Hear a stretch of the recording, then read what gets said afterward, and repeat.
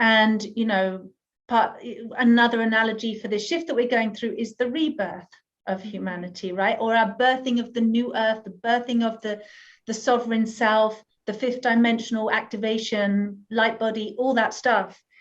And they're all great names. I think it's all good. And it's a bit like being in a virtual reality pod, you know, like a simulator pod. And everything that we've been experiencing for thousands of years that we think is actual reality, and what we term as God, and what we term as goddess, and what we relate to as earth, and what we relate to as even our sun in the sky, there's a lot of limitation on our experience of that. And there's a lot of limitation on our sensory range for most people, for almost everybody. And it's like sorry to interrupt, but it's just so funny what my angels just said. They said hearing and sight, and you just said sensory range. Well, exactly. No, that's exactly it. Because it's a bit like you're in your virtual reality machine, your simulator, learning to fly an airplane, and you've crashed and burned, and you're like, oh my God, it's over. And you've got the sun in the virtual reality simulator, and you've got the earth in your airplane experience. And you think that's reality. This is our collective experience.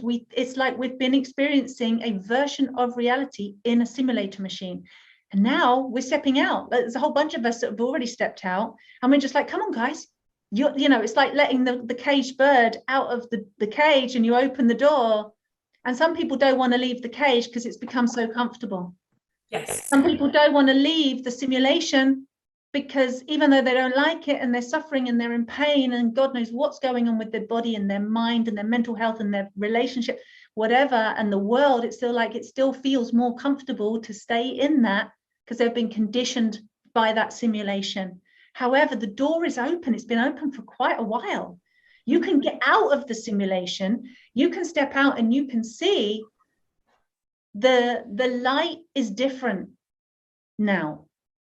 The earth is different. Her frequency, she's out of the shadow. You can feel her getting stronger constantly. Her manifestation, her actualization of her true being out of that simulation, out of the shadow, is incredible. It's becoming stronger day by day. The same with our relationship with the sun or the divine masculine. It's like, it's more tangible. It's just different. It's like meeting your parents once you're outside of the womb. It's different to your relationship with your parents inside of the womb. You know what I mean? It's like limited when you're in the womb, and you think that's it. And when you're born, oh my God, there's dad, there's mom, and your senses are more awake. It's more tangible. It's more present. And that's the shift. That's the difference, if that makes any sense, using those analogies.